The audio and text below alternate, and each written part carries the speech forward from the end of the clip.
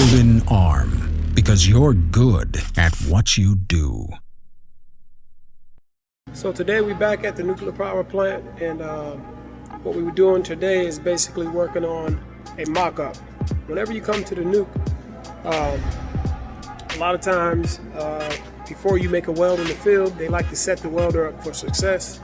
So again, this mock-up basically is going to be a simulation of what the actual weld position is going to be whenever you get out into the field. And this is what we're working on today, a mock-up. This is what it looks like.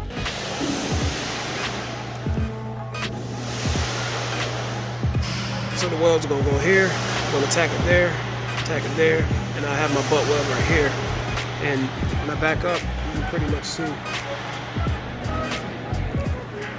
So that weld we're going to make is going to actually be against something. And this is what it pretty much looks like in terms of the position of the weld whenever we get out in the, again, this will be like a practice run that we're going to be working on, but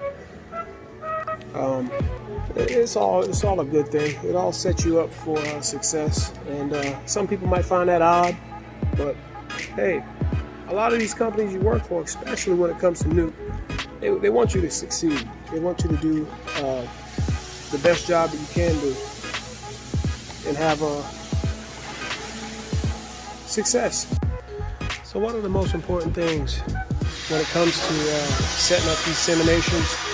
A lot of times you have to bevel your own pipe. A lot of times they have the hog mirrors, or they're different names you can call them, but it's good to know how to put a bevel on a piece of pipe. That is very important. I just now got done with bevel in mind, and it's a technique that I do. It's not a hard technique. This is schedule 80, so it's pretty thick. But we got that taken care of. Now we're gonna get ready to go set it up in this this pipe stand and go ahead and make this weld. I guess I'll show you right quick. When I'm putting my bevel on my pipe, I like to go one direction. It's like a spinning off direction. Hold it at an angle and just go one direction, one direction, one direction, one direction. As you see the bevel start to form, then you want to stop and rotate the pipe, and then continue on with the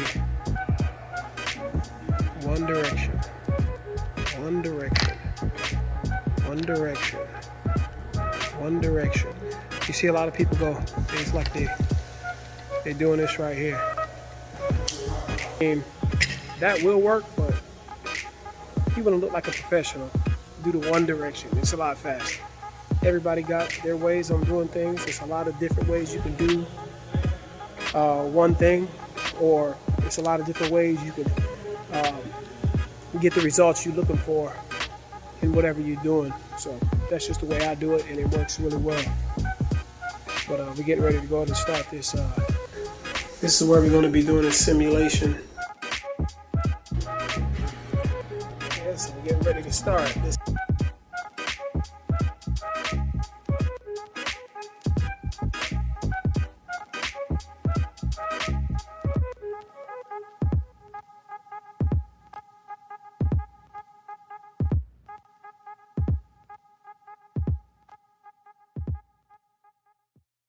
So this is basically the simulation that we're going to be welding.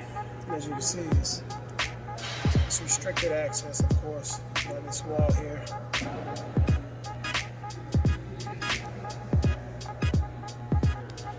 But it's all good.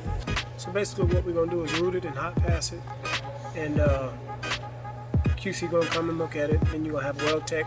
But that's also another group of guys over here at the nuclear power plant that looks at it first, actually. So it goes in the order of weld tech, then QC.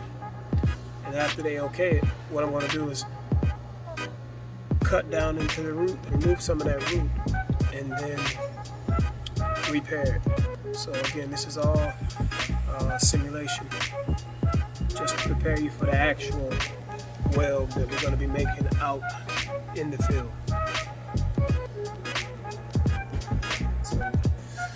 gonna get started.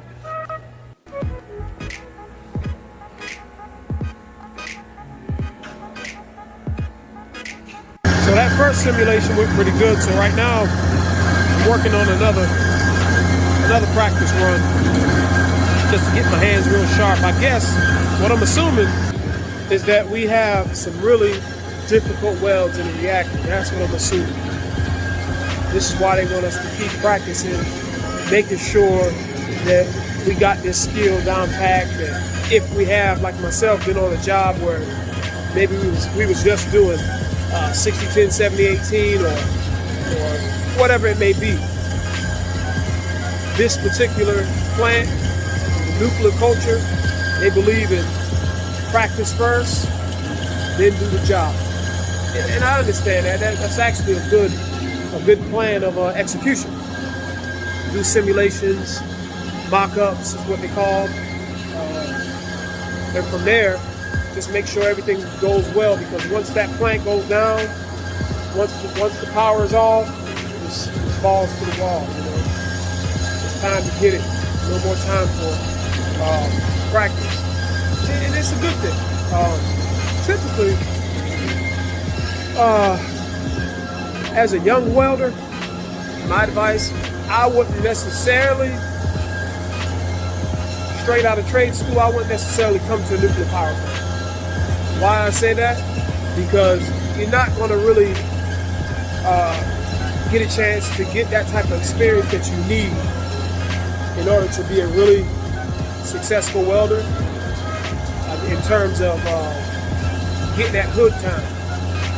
The nuclear power plant is not worth it, especially up and running plants. Maybe new construction. There's not that many new nuclear power plants being built at this time. Of course, it talks about plants going up like BC Summer Unit 2 and 3, which was put on hold. Everybody knows about that. And a couple other ones. But for the most part, if you're just getting out of school, get on some heavy industrial, what they call hard dollar jobs. That's where you're gonna really get your experience and be sharp enough to walk in a plant and have that confidence that you're gonna need to have to show up and show out. So just keep that in mind. But again, I'm not saying don't accept a nuclear power job because it's good money. What I'm saying is you're gonna be doing a lot of sitting around and standing around at a nuclear power plant. I mean, I just did a 5-week shutdown at Catawba, and all I made was 3-inch butt weld, fill and cap. That was it. All I made was 3-inch butt weld, fill and cap, and that was it. A guy on day shift, he actually did the root pass, and I came back on night shift and finished it up.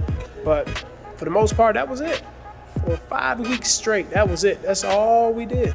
So we're working 12 hours, and at this particular project, it's 6 days a week. So that's exactly what we did. I mean, other than that, I read, did little push-ups here and there, pull-ups, talk on the phone, plan things, and just keep myself occupied.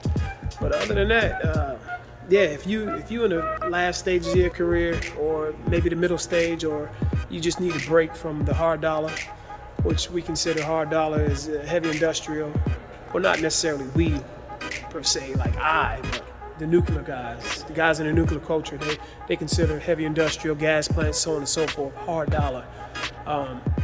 If you need a break, come on to nuke. And I don't always run nuke.